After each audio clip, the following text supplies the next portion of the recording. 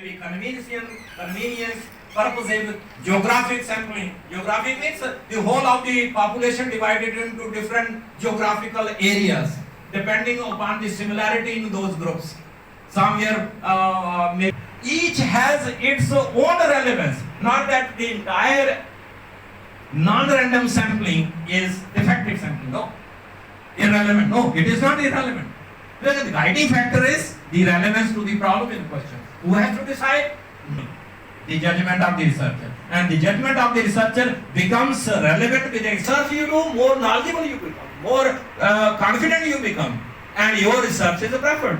And preferred in the literature, preferred in the industry also. So various methods now how to collect the data. Having selected the respondent, फिर आप कैसे उनसे लोगों से data collect करें?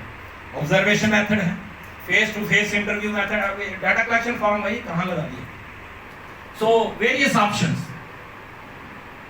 That is face to face interview, interview on telephone, mail survey, postal survey. The relevance of the data. Your own observation, having participated in it, because it's a first-hand information. Postal survey in most of the countries, then people not available on face-to-face. It is done. So selection of the respondent. ये basically weak long FDP है और FDP का मतलब है faculty development programme. तो जो हमारे teachers हैं उनको इक्विप करना, उनको अपडेट करना और in their respective subjects, in their respective areas. और सबसे बड़ी बात यह है कि न्यू एजुकेशन पॉलिसी 2020 में रिसर्च एक बहुत बड़ा पिलर है और उस कंपोनेंट को एड्रेस करने के लिए हम अपने फैकल्टी मेंबर्स को जो एक्सपर्ट्स हैं इस फील्ड में उन लोगों से रूबरू कराते हैं, उनको बुलाते हैं और वो रिसर्च की टेक्निक्स के बारे में उनको अपडेट कराते हैं। और ये हफ्ते का प्रोग्राम है और इसमें हमारे यहाँ कोई काफ़ी सारे लोग बाहर के कॉलेजेस से और हमारे अपने कॉलेज के लोग हैं जो इसमें 40 करीब पार्टिसिपेंट्स हैं। और सबसे बड़ी बात ये है कि इन लोगों को एफडीपी एक तो अपना एकेडमिक कैपेसिटी बिल्डिंग होती है, एक तो ये है। दूसरी जो सबसे बड़ी बात है जो मैं समझता हूँ ये एफडीपी इनकी प्रमोशन के लिए भी बड़ी ज़रूरी होती है।